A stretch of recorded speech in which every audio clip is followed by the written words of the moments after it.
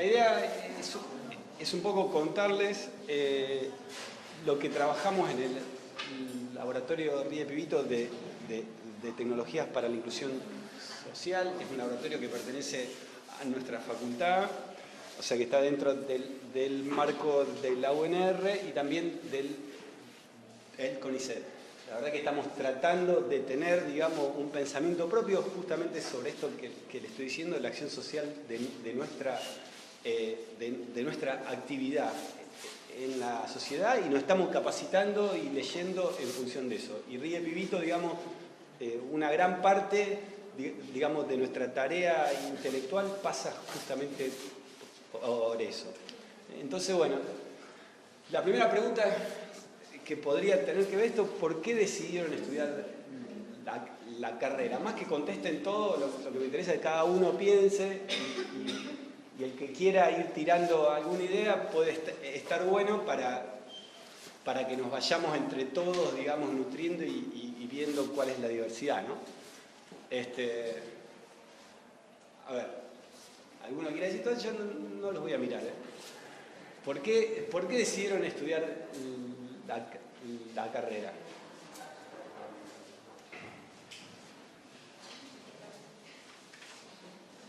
Así, sinceramente, digamos. Por descarte, ¿eh? Así, digamos, por descarte, en base, digamos, a los conocimientos que a vos te gustan, digamos, pensando fundamentalmente si me gusta menos la arquitectura que la química, digamos, ¿no? Una cosa así. Bien, o sea que centrado fundamentalmente en los saberes, en las materias de la secundaria, que uno dice, bueno, a ver, esto cómo sigo, bien. ¿Algún otro se planteó por alguna otra razón estudiar la carrera? ¿Ninguno pensó en, por ejemplo, hacer plata? Tener, no te digo hacer plata, pero sí pensar en una condición, ¿no?, social más o menos aceptable. Bueno, bien. Lo importante, más que todo, es que vayan pensando.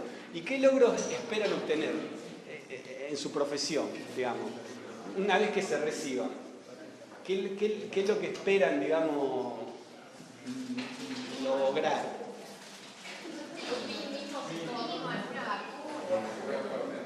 Bueno, no.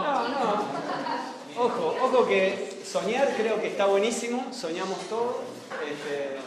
Si me parece que uno lo puede decir en broma, porque la verdad que da un poco de vergüenza hasta para el que hace una vacuna, ¿no? Decir que uno hace una vacuna, porque la verdad que es un aporte a la sociedad que no hay persona que pueda soportarlo, digamos, por lo que somos cada uno, y porque en realidad no es una persona, sino que en realidad es un proyecto lo que lleva adelante logros. Pero bueno, está buenísimo. La compañera pensó en un aporte a la sociedad, digamos, en dejarle a la sociedad una vacuna en salud, digamos. Ya, ahí, digamos, ya cambia, o sea, totalmente a lo que decíamos antes, ¿no? Ya estamos pensando en que a través de nuestra profesión aportar a la sociedad. ¿Algún otro que quiera decir? A mí en la carrera me gustó la variedad de cosas distintas a las que me puede llevar. O sea, no directamente el estudio, por ejemplo, de sangre, sino que puedo hacer muchas cosas distintas en la biotecnología, y eso me interesó. O sea, me dice, puedo hacer, me den las herramientas y en base a eso puedo hacer cosas nuevas. Perfecto. Pero te interesa eso porque dudás entre lo que te puede gustar, porque querés tener la posibilidad de elegir después, o porque querés tener muchas herramientas para poder lograr un objetivo personal o general, digamos. Claro, perfecto. Está bueno eso. Bien. La verdad, eso también tiene que ver con lo que le gusta a uno, digamos, ¿no? Que en realidad es, o sea, la química, o sea, es algo que en realidad cuando, y más en esta carrera, se tiende a cerrar, es una cerrada de mirada más que el conocimiento siempre tiende a abrir, ¿no?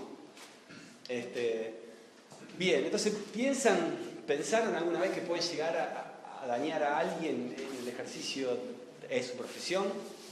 Y depende de cada Bien, claro. Depende de qué lleve a cabo. Depende, digamos.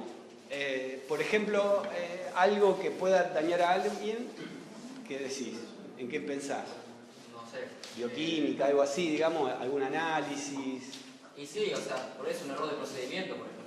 Claro, una mala praxis, digamos. ¿Algún residuo de la producción de algo que, por ejemplo, hacemos un medicamento y genera un residuo tóxico para el medio ambiente, pero como estamos trabajando en una empresa muy grande, nadie lo nota? Nadie lo nota. Perfecto. Lo que pasó un tiempo en frente, en el centenario, que habían calculado mal algo de la cantidad de moles en un suelo y murió una mujer embarazada. Claro. Sí.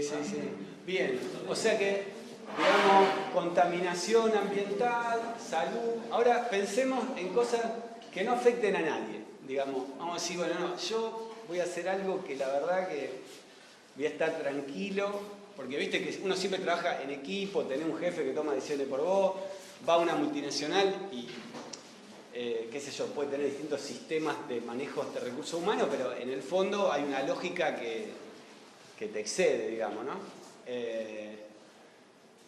¿Cuál puede ser algo que no influya, digamos? Y para bien y para mal.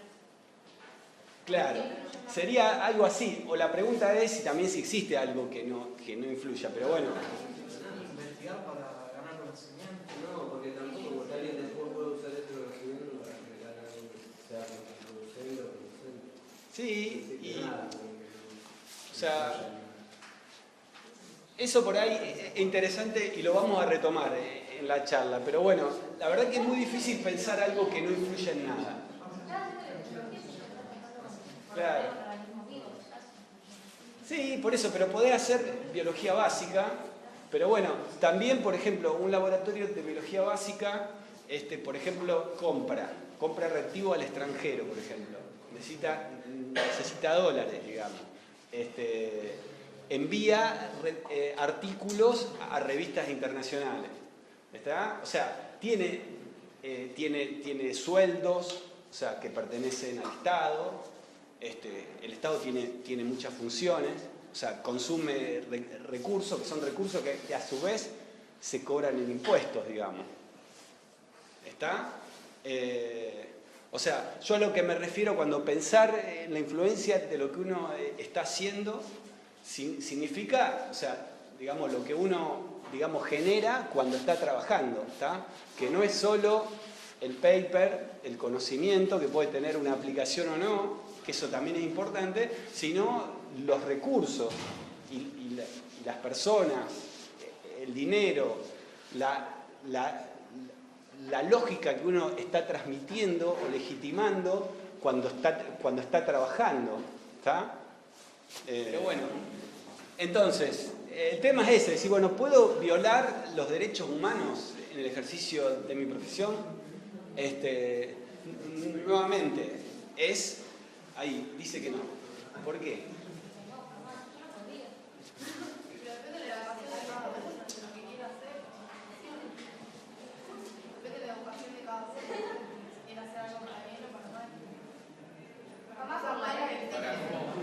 Bien. No, en realidad es general. A partir de ahora vamos, en realidad yo no quiero tampoco hablar porque ahora vamos a charlar de esto. Y vamos a ir. ¿Cómo es la pregunta? Si podés llegar a violar los derechos humanos o si pudieras o no. No sé si. No, el tema es si lo podés hacer y la idea es que, o sea, todos, ¿quién está en contra del derecho humano que levante la mano? O sea, es como que eso se da por sentado socialmente, entonces uno dice, bueno, pero bien, entonces, ¿qué son los derechos humanos? Esto igual, justamente, ahora vamos a hablar de todo esto. La idea es poner la duda un poco, y bueno, a ver, ¿qué es? ¿Alguien puede decir qué son los derechos humanos? Los derechos fundamentales que tiene todo ser vivo de Bien. los Estamos. ¿Y fundamentales por qué? ¿Por qué? ¿Por qué es fundamental? Son propios del ser humano. O sea, por ser un ser humano, tenés esos derechos. Bien. ¿Por qué tenés eso y no tenés otros, digamos? Entonces se llegó a esa conclusión. Bien.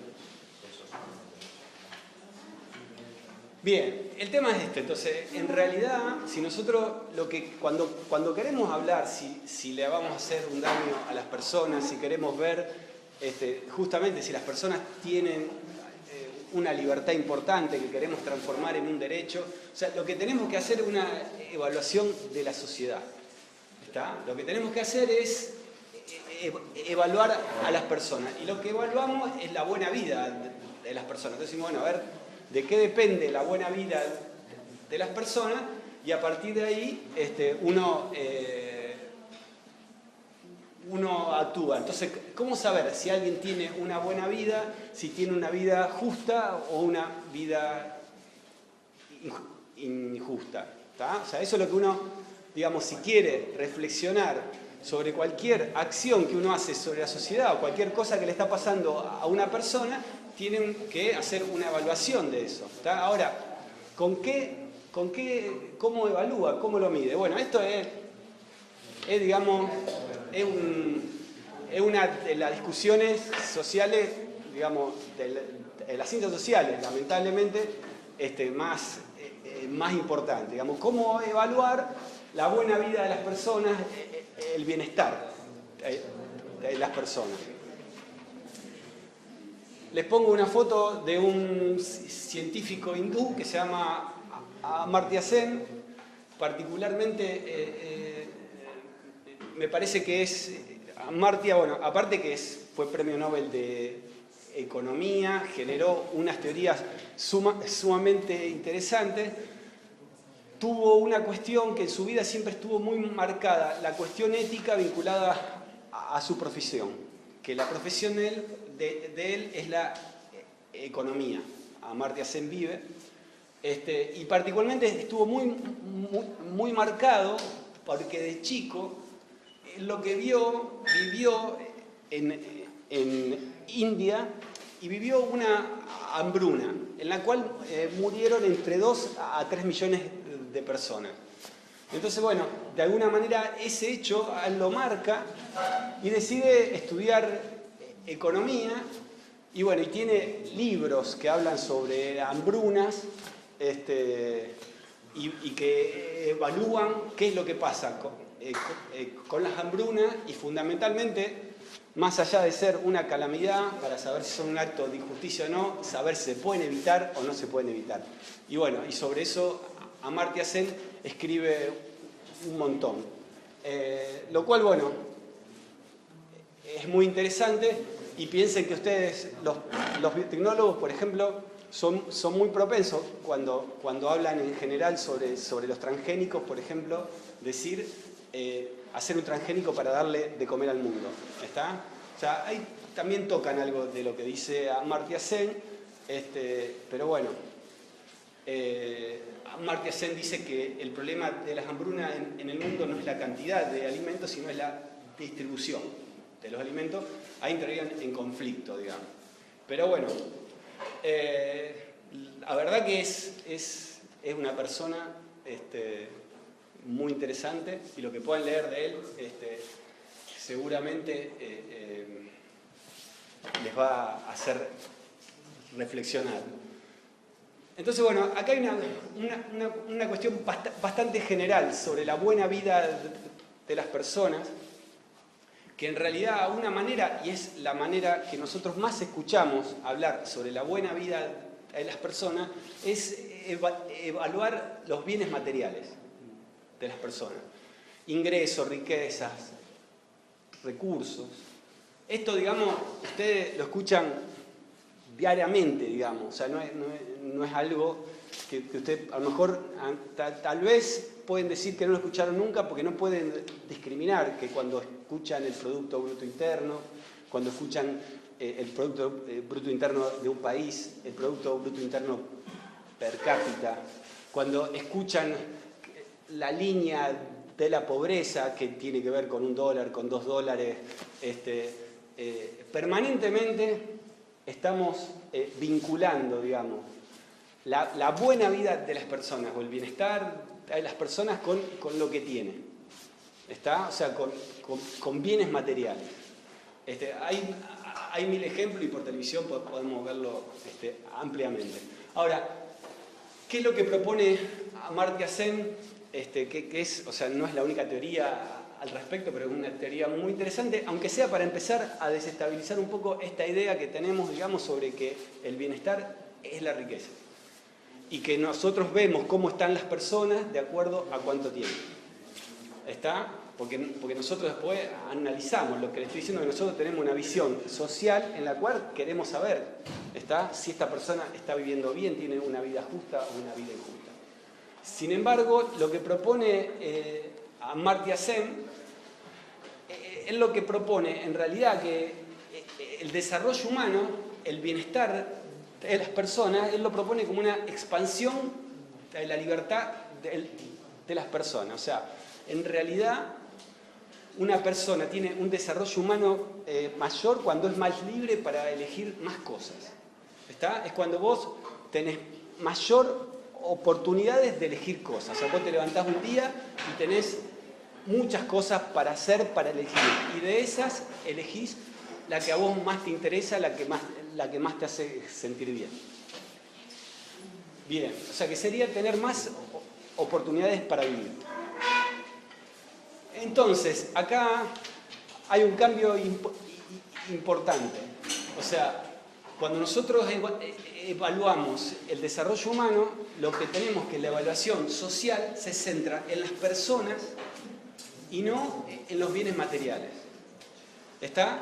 Eso, que parece que fuera una pequeña diferencia, es algo muy central. O sea, yo no pienso en lo que cada persona tiene, sino evalúo a la persona, ¿está?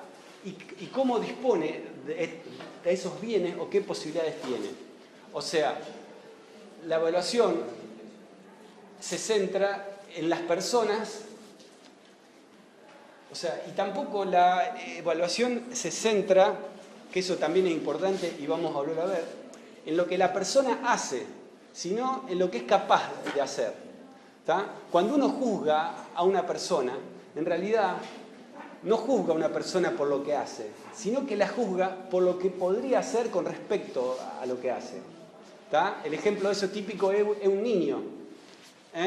O sea, uno en realidad, por más que ahora estemos acostumbrados a ver fotos, imágenes que digan, mirá, lo vi acá, basta con una foto tomada, en realidad, cuando uno evalúa a una persona, no es lo central lo que está haciendo en ese momento, sino qué otras oportunidades tuvo, qué otras libertades tuvo para hacer algo distinto. Bien.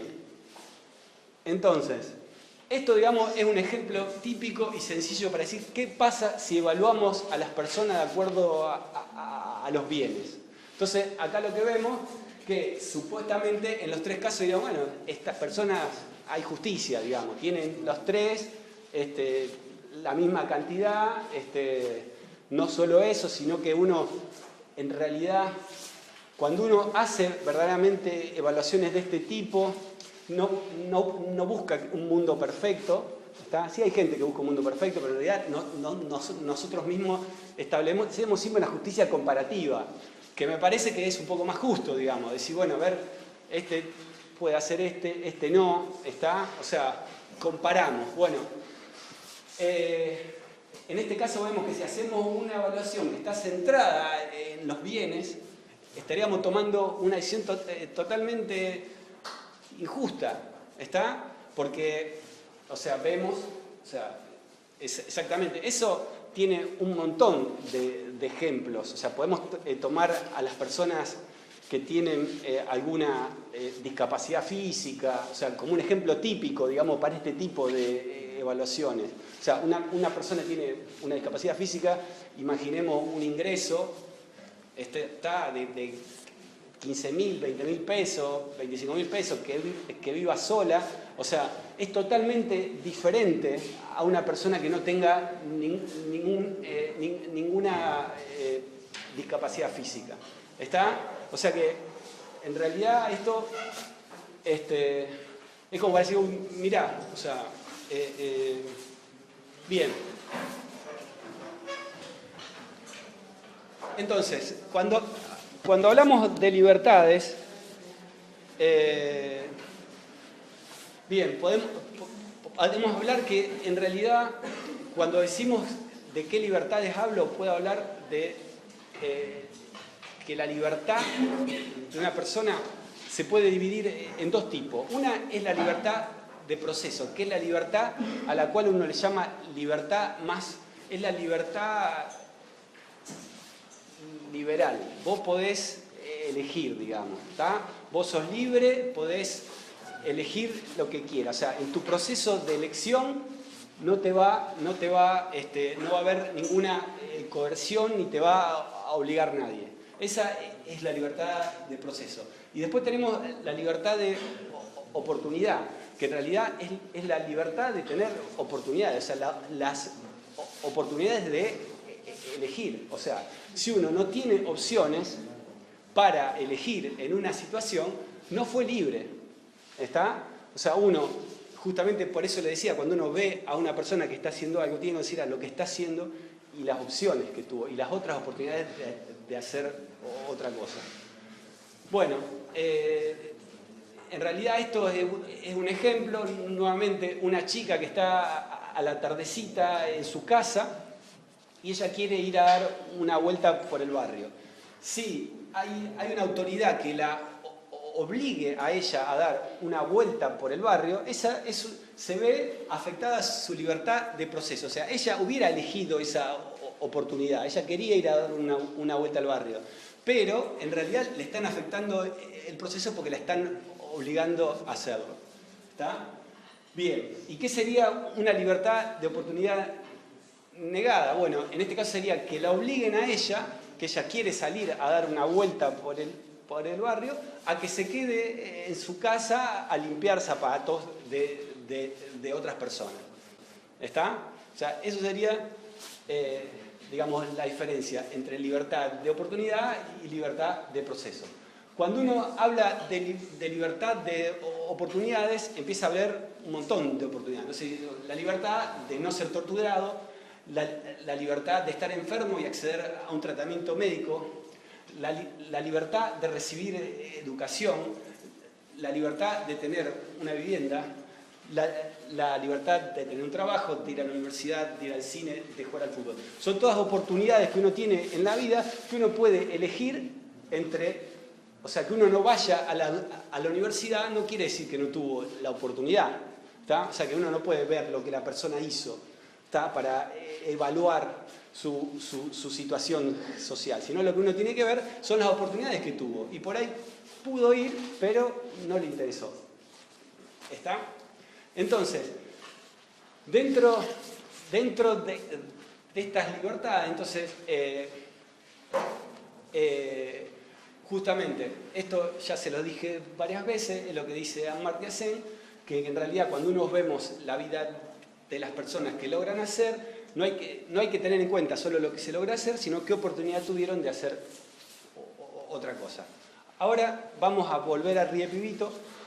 Las compañeras les van a contar qué es lo que vamos a hacer. Yo les voy a hacer, digamos, aplicar este razonamiento, porque como les decía, nosotros en realidad empezamos a ir a Villa Banana a atender la problemática de la vulneración de un derecho humano que es no acceso al agua potable. Lo hicimos así, digamos, sin ningún conocimiento, sin ninguna obligación, sin otra reflexión ética más que un sentido, digamos, básico que nos llevó, o instintivo, y yo diría más que todo emotivo, más que una cuestión de reflexión. Pero que bueno, después con el tiempo y a medida de poder institucionalizar el proyecto en la facultad, en CONICET, empezamos a intelectualizar, que era lo que nos interesaba, ¿no? Y bueno, y a reflexionar. Entonces, realmente nuestras reflexiones no son así sumamente desarrolladas, pero bueno, les quiero contar un poco lo que nosotros venimos pensando, fundamentalmente en lo que nosotros venimos haciendo. Entonces, empezamos a preguntarnos esto, ¿por qué íbamos al barrio? Y en realidad, de todas las opciones, nosotros nos dimos cuenta, y eso es mucho más sencillo que la opción de por qué uno estudia, la gente que viene a Río Pibito no es porque le gusta la química, ni porque espera algo, sino que viene porque le interesa el bienestar de las personas. O sea, no hay mucha vuelta, digamos, más por el nivel de informalidad que tiene el proyecto. En su momento era solo un voluntariado, ni siquiera te daba un crédito de una asignatura. La verdad que ir al proyecto era solo laburar para tener, digamos, qué sé yo, o sea, bueno, la posibilidad de alguna retribución más que toda propia, digamos, de una ética propia. O sea, no había otra cuestión. Entonces, la mayoría, digamos, de las personas, nosotros cuando hacemos una convocatoria, hacemos una charla explicativa, y la mayoría de las personas van porque están interesados en justamente esto. Entonces, el tema era decir, bueno, vamos al barrio como eso, pero nosotros, ¿a qué vamos al barrio? Nosotros en realidad vamos al barrio, instalamos un laboratorio de campaña y medimos la cantidad de cloro que tiene el agua. Hacemos una encuesta sanitaria también, pero se los voy a reducir a eso porque es lo que decía, bueno, uno va, químico, ¿no? Bienestar humano, mido el cloro, no tiene agua, digo, ya está, verifico que el agua sea potable, bienestar de la persona asegurado. ¿Qué me dicen ustedes? Nos estamos olvidando de la gente, o sea, nos estamos centrando en el recurso y no estamos pensando en las personas. Entonces, a nosotros lo que nos interesa, claramente nos interesa y pensamos que el agua es un recurso básico de las personas, pero no nos interesa el agua, sí nos interesa el bienestar de las personas y que el agua aporte al bienestar de las personas. Ahora, ¿qué vínculo hay entre el bienestar de las personas y el agua? Entonces lo que tengo que ver es decir, bueno, ¿cuáles son las funciones de las personas o la actividad de las personas que están vinculadas con el agua? O sea, ¿para qué usa el agua la gente? Y ver, a partir de eso, digamos, ¿para qué le sirve el agua a las personas? Entonces, el agua puede ser alimento, higiene personal, higiene del hogar, recreación, salud. Entonces, cumplir con estas funciones depende de solo tener agua. O sea, ¿qué es lo que nosotros vamos a medir? Nosotros medimos no solo la calidad del agua, sino la cantidad y la continuidad. O sea que en condiciones ideales nosotros le llevaríamos una manguera cada uno a cada casa y nos iríamos contentos, ¿no? Diciendo, ahí está, ¿entendés? Porque uno diría, si tuviera recursos, ¿qué haría? Les pongo una manguera y me voy a mi casa, contento, diciendo, ya está, cumplimos. Y la verdad que, o sea, es un tanto complicado eso, porque en realidad si uno tiene en cuenta, por ejemplo, la higiene personal, ¿está? Que en realidad la higiene personal es una cuestión, digamos, muy importante socialmente.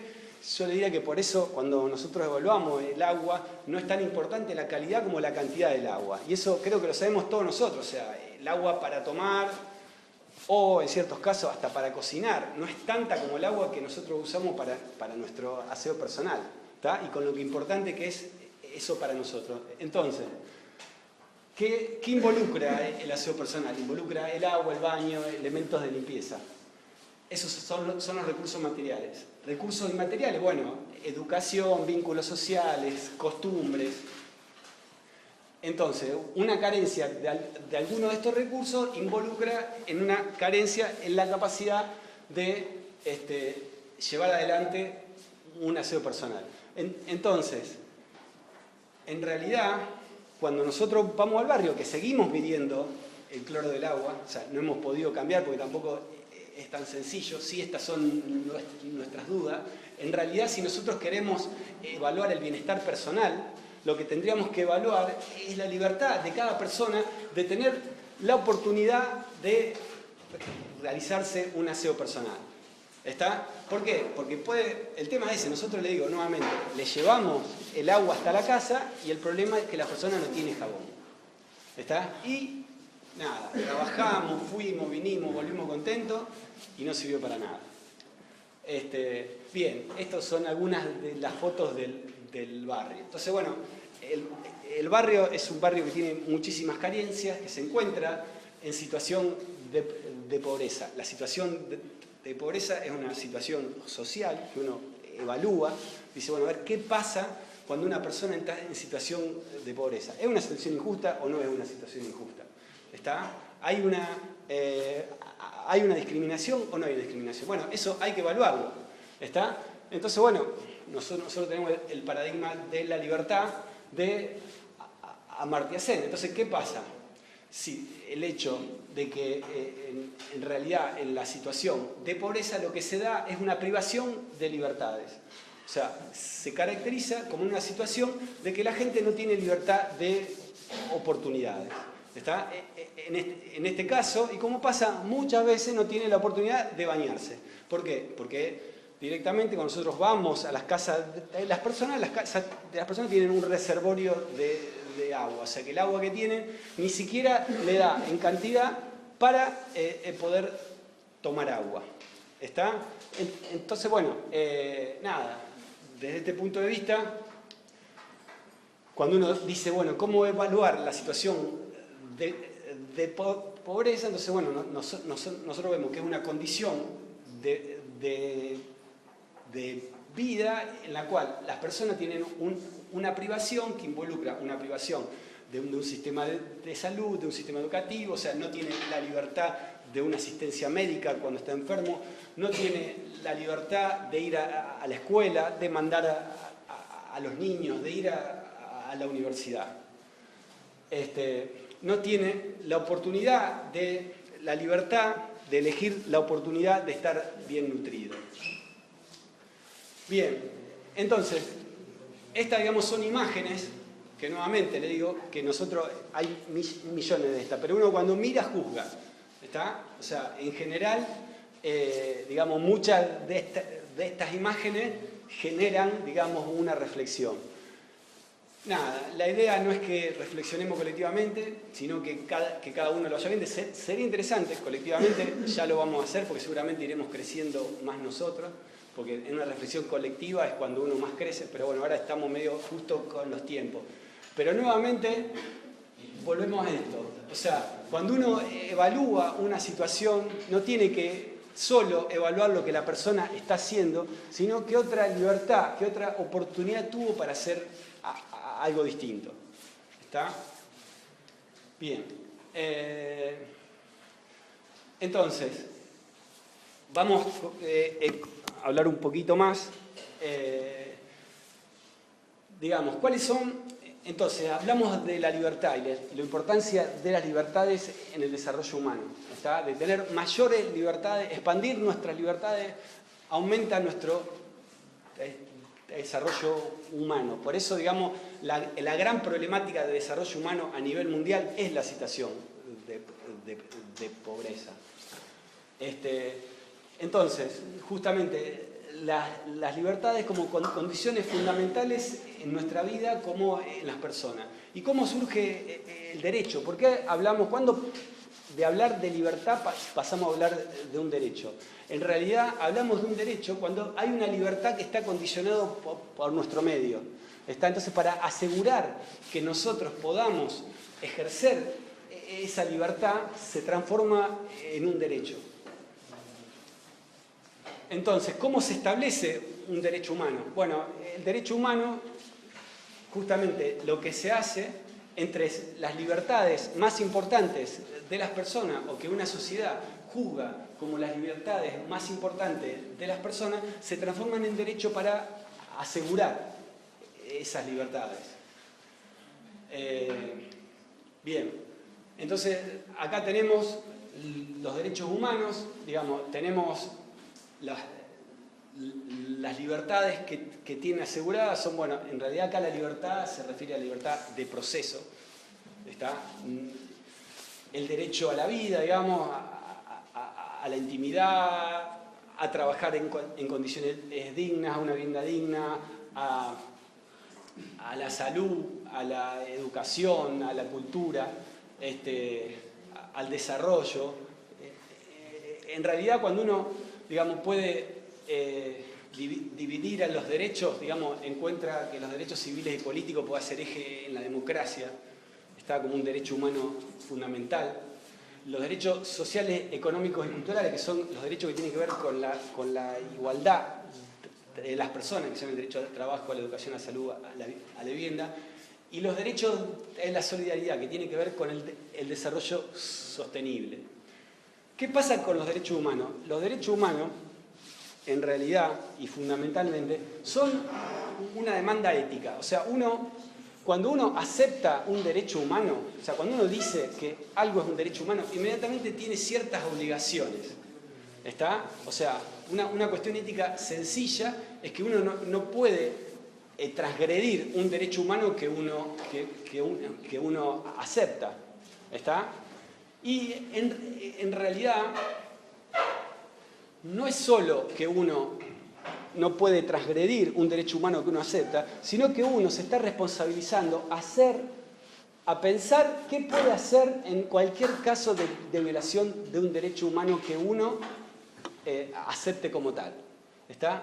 O sea, uno tiene eso se llama una obligación imperfecta. La perfecta es no transgredirlo, y la imperfecta es qué puede hacer uno para que no se transgreda ese derecho humano. Y ustedes van a ver que esto que parece complicado, en realidad es algo, digamos, éticamente bastante obvio. Por ejemplo, en este caso, Kitty Genovese es una chica que está en Queens, en Nueva York, es mortalmente asaltada, y en ese momento hay varias personas que miraban el evento desde su departamento y no hicieron nada. Bien, entonces, obviamente que la persona que la asesinó tiene una responsabilidad, ¿no? Y va a ir a la cárcel, pero las personas que observaron y no hicieron nada, si hubieran estado en Francia, las leyes de Francia directamente te mandan a la cárcel. Si vos, obviamente que no involucra que intervengas vos físicamente en esa situación, pero llamar a la policía, o sea, hay un montón de cosas que uno puede hacer sin poner en juego su integridad física, ni sus costumbres, ni sus creencias, que puede aportar a la situación. ¿Está? Entonces, bueno, para ir cerrando, digamos, ahora, digamos, fue nuestro bagaje ético, todo lo que recorrimos. Ahora vamos a la facultad. Nosotros decimos tecnología y sociedad. ¿Qué es tecnología? Bueno, la palabra tecnología involucra artefactos, conocimientos, prácticas y técnicas. ¿Está? Nuestra formación e incumbencias son eminentemente tecnológicas. Entonces, ahora viene con esto. ¿La tecnología es neutral o no es neutral? ¿Yo me puedo encerrar en un laboratorio y hacer algo que no influya a nadie? Bueno, no. La tecnología no es neutral. ¿Está? La tecnología influye en nuestra sociedad y de manera muy importante. Más, la tecnología y la sociedad se construyen mutuamente. O sea, la sociedad define las funciones de los aparatos tecnológicos, y los aparatos tecnológicos imponen en las personas hábitos y costumbres. Cualquiera de nosotros sabe lo que es el celular y cuánto tiempo del día está definiendo qué es lo que vos estás haciendo. Bueno, eso es algo muy simplista, pero por lo menos que te indica la magnitud. La verdad que no es solo eso, sino que involucra un montón de hábitos, muchas veces relacionados al consumo, individualistas. O sea, la verdad que es muy complejo, no es mi intención evaluarlo ahora, pero sí llamar la atención. Entonces, toda tecnología es política y genera un papel central en los procesos de inclusión o de exclusión social. Y acá no hay vuelta. O sea, o uno está parado en la inclusión social o está parado en la exclusión social. No es que no está parado en ningún lado. ¿Está? Bien.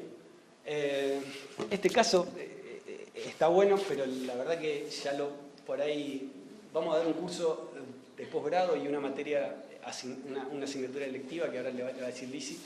Vamos a seguir discutiendo esto un poquito más con algunos ejemplos, que está bueno. Por ejemplo, entonces, si ustedes son tecnólogos, y decimos nuevamente, tecnología y derechos humanos, ¿está? Entonces, tecnología y democracia, tecnología e igualdad, tecnología y desarrollo sostenible. La verdad que todo tiene una influencia en cada uno de estos ejes. Le digo el más sencillo de todo, desarrollo sostenible. la mayoría de ustedes van a tener hijos, digamos. ¿Saben si las tecnologías que están utilizando, cómo influyen al medio ambiente? ¿Qué efecto tienen? Si realmente apuntan a la sostenibilidad del planeta o no. Bien, ahora, nuevamente, nosotros estudiamos en la universidad pública.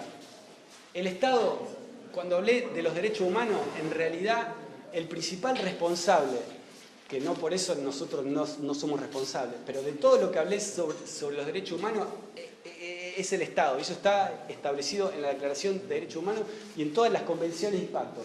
Es el principal responsable de respetar, proteger, garantizar y promover los derechos humanos. La universidad pública es un organismo del Estado. ¿Cuál es el vínculo que tenemos de la universidad pública y la democracia, la universidad pública y la igualdad, la universidad pública y el desarrollo sostenible? Bien, todas preguntas. O sea, las respuestas las chicas. Bien, ¿podemos hacer alguna pregunta rápida mientras ponen el PowerPoint?